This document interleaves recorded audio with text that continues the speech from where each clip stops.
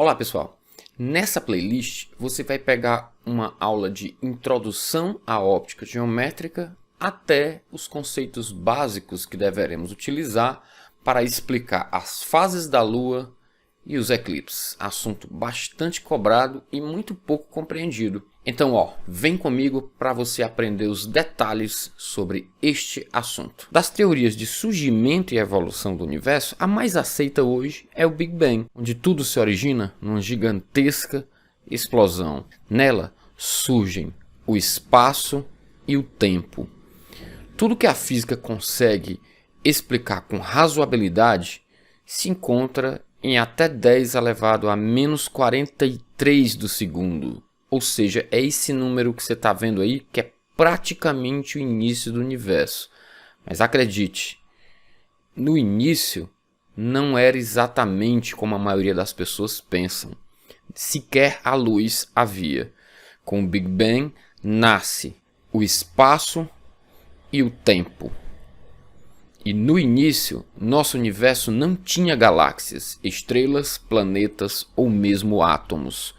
Tudo teve que ser criado a partir de partículas fundamentais muito pequenas, menores do que tudo que conhecemos. Como essas partículas foram geradas, ainda é uma pergunta sem resposta. Quark, gluon, elétron, fóton estão entre as primeiras partículas fundamentais formadas no Big Bang. Da combinação de partículas de quark, ainda nos primeiros segundos de vida do universo, foram formados os prótons e nêutrons, os componentes dos núcleos atômicos. É importante que você saiba que a natureza hoje se considera que ela tem 4 forças que a regem. A gravitacional, que age a longa distância, a eletromagnética, que age a distância considerada, mas é uma força considerada de eletrofraca por muitos físicos, a nuclear fraca, que explica o decaimento dos núcleos, e a nuclear forte, que explicam a estabilidade da maioria dos núcleos dos elementos. Nessa época, gente, o universo é tão quente, tão denso, que é impossível explicar como ele funcionava com as leis que conhecemos hoje, com um universo bem mais expandido e mais frio, simplesmente porque as próprias leis da física colapsam ao tentar utilizá-las quando o universo está iniciando. Então tudo que temos é simplesmente o espaço e o tempo que são criados no momento inicial. O universo era escuro, sequer a luz existe. Mas com a expansão do universo, as forças foram adquirindo seus papéis que conhecemos hoje. As partículas fundamentais foram se reagrupando de modo a formarem os primeiros átomos. E os primeiros átomos, basicamente de hidrogênio, e a partir daí começam a surgir os berçários estelares, que nós chamamos de nebulosas. As nebulosas são poeiras de gás de formato livre, que elas estão no universo numa dança, porque a gravidade ainda não tem força o suficiente para conseguir atraí-las. Mas o universo já não tinha uma densidade tão homogênea. E a partir daí, em alguns nichos de nebulosas, as massas começam a se aglomerar. E a partir dessa situação nascem as primeiras estrelas, que nós chamamos de estrelas primordiais. Através do processo de fusão nuclear, elas são as primeiras fontes de luz do universo. Essas estrelas são muito grandes, têm pouco tempo de vida e são extremamente instáveis. Mas à medida que o universo se expande, elas conseguem ficar um pouco menores, mais estáveis e viver mais. Então, as próprias estrelas passam por um processo evolutivo até chegar na estrela que nós conhecemos, que é a nossa vizinha, que chamamos de Sol. Através da força gravitacional, o Sol consegue atrair partículas e corpos que vão se aglomerando e que formam a base do nosso sistema solar. Portanto, do Big Bang até as fontes de luz, que são muito importantes para a gente hoje, há uma escala de bilhares de anos até chegar onde estamos. E esse é o fundamento do nascimento da luz. E a óptica geométrica é o assunto que se interessa pela luz e por alguns comportamentos dessa luz, que nós vamos ter que aprender esses conceitos para aplicá-los de maneira consciente, para não haver erro. O Sol é uma fonte de luz que podemos considerar extensa e é uma fonte de luz própria, portanto chamamos de fonte de luz primária.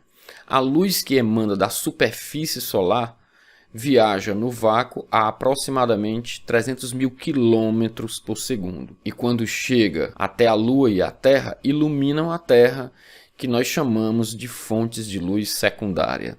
O tempo de viagem da luz solar até a Terra é de aproximadamente 8 minutos e 20 segundos. Em astronomia, costumamos medir esses valores em anos-luz ou tempo-luz. Não precisa ser necessariamente um ano. Por exemplo, a distância pode ser o produto desse intervalo de tempo por essa velocidade da luz. Só que a velocidade da luz a gente usa simplesmente a palavra luz, indicando que esta entidade está viajando à velocidade da luz. Portanto, podemos dizer que a distância será de 8 minutos e 20 segundos viajando à velocidade da luz. Ou seja, a luz demora 8 minutos e 20 segundos para chegar na Terra. Como a luz é o agente causador da sensação da visão, é verdade que o céu é um retrato do passado. Mas o Sol é a estrela que está mais próxima da gente. Existem outras estrelas. Existem estrelas a 4.000 anos-luz, 4 milhões de anos-luz, 1 bilhão de anos-luz. Isso significa que tudo o que vemos é o passado. O céu é um retrato de vários passados diferentes. E a estrela que está mais próxima, nós nunca podemos ver ela como ela é, e sim como ela era há 8 minutos e 20 segundos no passado. Isso significa que se você tem uma galáxia que está a 100 mil anos-luz da Terra, você não vê essa galáxia como ela é hoje, você vê como ela era há 100 mil anos passados. Porque a velocidade da luz é um fator limitante, ela é uma constante. As informações não viajam de maneira instantânea, ela causa uma ruptura naquilo que a gente chama de passado, presente e futuro. Esses conceitos são muito mais profundos do que simplesmente uma contagem de tempo. Uma das coisas mais importantes é classificar as fontes de luz de acordo com o seu tamanho em relação ao que está se estudando. Então imaginem que nós estamos aqui na Terra e aqui é o nosso Sol e eu vou colocar um disco opaco na frente da luz solar. O que se observa em um anteparo próximo a esse disco opaco, quando a luz atingir esse anteparo, é a formação de uma região central mais escura e uma borda um pouco mais clara. Chamamos essas regiões de sombra e penumbra. Quais são as técnicas para obtê-las a partir de uma fonte extensa? Partindo das extremidades da fonte extensa, trace raios em linha reta, porque isso é um princípio da óptica geométrica. A luz se propaga em linha reta em meios transparentes e homogêneos. Consideraremos o vácuo e a atmosfera como meios transparentes e homogêneos. Pegue a borda superior da sua fonte e trace passando na borda do disco, com os raios de lados coincidentes. Como você deve imaginar, é impossível a luz atingir a parte traseira do disco, porque o disco é opaco e os objetos opacos não permitem a passagem direta da luz entre eles. Em seguida, você vai traçar os raios opostos. Pega o mesmo ponto da fonte extensa e traça no oposto do disco opaco, com o raio de cima e com o raio de baixo. Essas regiões são regiões parcialmente iluminadas. Por quê? Porque eu posso pegar um raio daqui, e fazer ele passar por aqui e atingir essa região. Então, alguns raios da parte superior conseguirão atingir essa região e alguns da parte inferior conseguirão atingir essa região. Chamamos essa região parcialmente iluminada, contida no plano anteparo, de penumbra projetada. A região que a luz não consegue atingir chamamos de sombra projetada. É importante que você saiba que atrás do disco também tem sombra ao longo do espaço. Assim também acontece com a penumbra. Chamamos isso de região de sombra e região de penumbra. Também é possível que a palavra sombra possa vir escrita no formato umbra, já penumbra significa quase sombra, né? Então você pode se deparar com essas nomenclaturas. O princípio da propagação retilínea explica a formação de sombra e penumbra gerada por uma fonte luminosa extensa. Mas, Hilder, se a fonte luminosa for pontual, for tão pequena que eu não possa partir de vários pontos dela. Nesse caso, pessoal, nós vamos ter a formação exclusiva de sombra. Acompanhem. Então está aqui o disco opaco e a mesma experiência. Porém, essa fonte é tão pequena que não é possível partir de vários pontos dela, mas somente do ponto onde ela está. O que vai acontecer é a não formação de penumbra, somente sombra.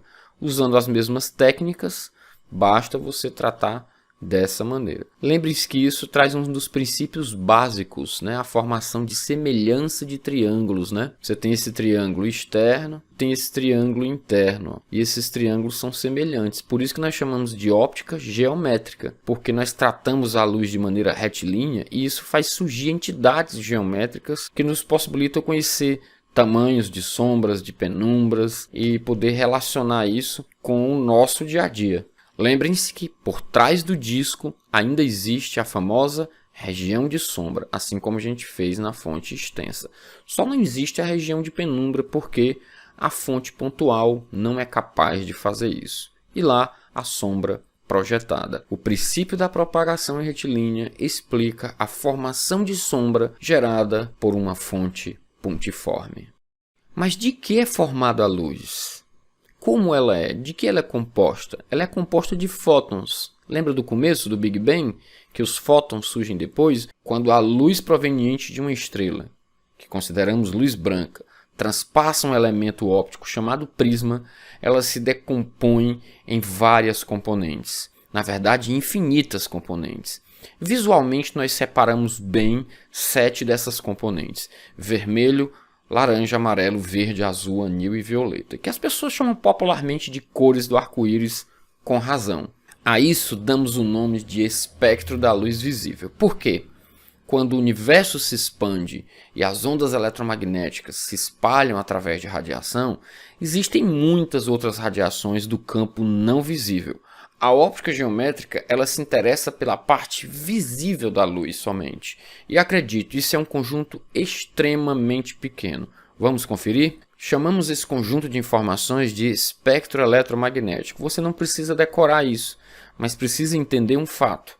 A óptica geométrica vai se interessar somente por uma pequena região chamada espectro da luz visível, que fica entre o ultravioleta e o infravermelho. No meu slide aqui, para combinar bem direitinho com esse de baixo, eu fiz ela passando por aqui, mas ela está nessa faixa aqui, tá certo? Ó, onde tem escrito visível. Tamanho de protozoários são os comprimentos de onda aproximados dessa faixa. Aí eu vou ter ondas de rádio, micro-ondas, infravermelho, ultravioleta, raio-x e raio gama. Mas a óptica geométrica não tem nenhum interesse por essas outras que não são visíveis. Nos capítulos posteriores, você vai estudar comigo a parte de ondulatória. Aí sim, toda essa faixa espectral pode estar em conjunto nas questões. E aqui a gente encerra a parte introdutória da óptica geométrica. Continua na nossa playlist que você ainda vai ter a explicação das fases da Lua, dos eclipses.